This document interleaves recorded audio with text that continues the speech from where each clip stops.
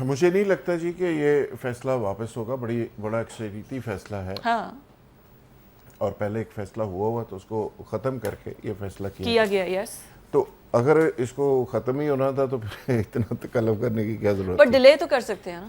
تو میرا خیال ہے کہ مشکل ہے، یہ فیصلہ ختم نہیں ہوگا. یہ ضرور ہو سکتا ہے کہ آج کچھ ڈیولپمنٹ ہوئی ہے کہ علی مین گنڈا پور صاحب نے بہت رابطے کیے ہیں، 12 اضلاع یہ وہ سارے انہوں نے سارے ٹیلی فون گھما دیے ہیں. اچھا انہوں نے کہا میرا حضور میرا کی قصور ہے، میں تو اچھا بچہ غصہ کسے تے ہوئے ہاں تے فارغ مینو کرنے لگے ہو.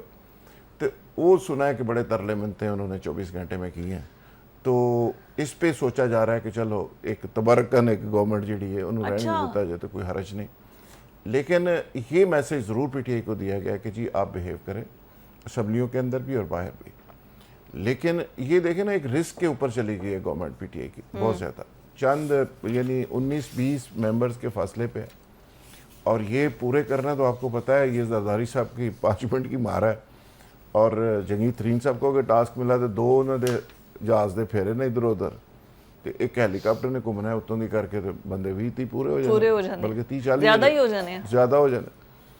تو کئی تو ایسے بھی ہمارے دوست ہیں جو ہیلی کاپٹر پہ کبھی جھوٹا ہی نہیں لیا، تو انہوں نے کہنا چلو اس سے بہانے ذرا ہیلی کاپٹر تھی چلے گئے. بزدار صاحب والی میرا خیال خواہشات ہے ہیں. کہ یہ پی ٹی آئی کی گورنمنٹ کو شاید ابھی کو معافی دینے کا سوچا جا رہا ہے کہ ان کو چینج شاید نہ کیا جائے. رائٹ ورنہ جے یو آئی کا تو وزیر اعلیٰ بھی فائنل ہو گیا تھا کہ ان کو وزارت اعلیٰ دے دیں اور باقی عہدے فلانے کو دے دیں اور فلانے کو دے دیں.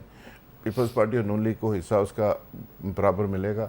لیکن علی مین گنڈا پور صاحب کی جو سفارت کاری ہے وہ کوئی 50% اس نے کو معاملات رام کر لیے، کوئی بہتر اب فضا بہتر کر لی. لیکن جہاں تک پی ٹی آئی کی باقی لیڈرشپ ہے اس کے لیے تو ابھی بھی صورتحال وہی ہے.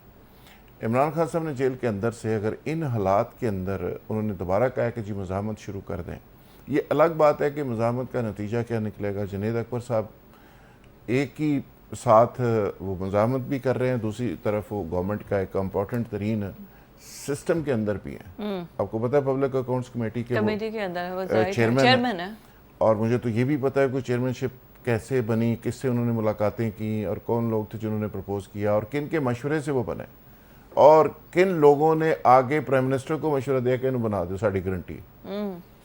تو وہ ایک ایسی کرٹیکل قسم کی سیٹ ہوتی ہے جہاں پہ سارے کرپشن کے کیسز آ رہے ہوتے ہیں، پوری ریاست کے ایک طرح سے سارے جو کہتے ہیں نا کو گندے کپڑے وہاں جا کے دھلتے ہیں، تو وہ ساری چیزیں وہاں پہ آ رہی ہوتی ہیں. تو وہاں پہ ایک بندہ آپ نے ایسا لگایا تو جس کے اس کی بھی تو کسی نے گارنٹی دی ہوگی نا، ڈرٹی لانڈری کلین ہو جائے. اس پہ رلائے کر رہے ہیں بانی پی ٹی آئی کہ وہ تحریک چلائیں گے اور گورنمنٹ کو الٹا کے ماریں گے اور پتہ نہیں کیا کر دیں گے. سوال کیا ہے علیمہ خانم نے، تو نے کہا ہے کہ سلمان اکرم راجہ کو بتا دیا ہے کہ کیا چینجز کرنے ہیں، کس طرح تحریک چلانی ہے. اب سلمان اکرم راجہ صاحب بھی دیکھیں وہ باتیں تو بہت کرتے ہیں، اللہ میاں مزید ان کو یہ طاقت دے، لیکن پریکٹیکلی تحریک کیسے چلانی ہے، فیس چیزوں کو کیسے کرنا ہے، تھریٹیکلی باتیں کرنا اور ہے، پریکٹیکلی سڑکوں کے اوپر ڈنڈے کھانا اور ہے، لیڈ کرنا اور ہے.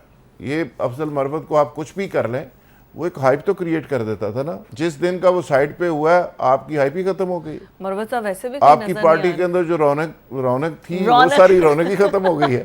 تو ابھی بھی اس کو واپس ڈیپوٹیشن پہ لے آئیں ہو جائے گا، تو میرا خیال معاملہ سیدھا ہو جائے گا.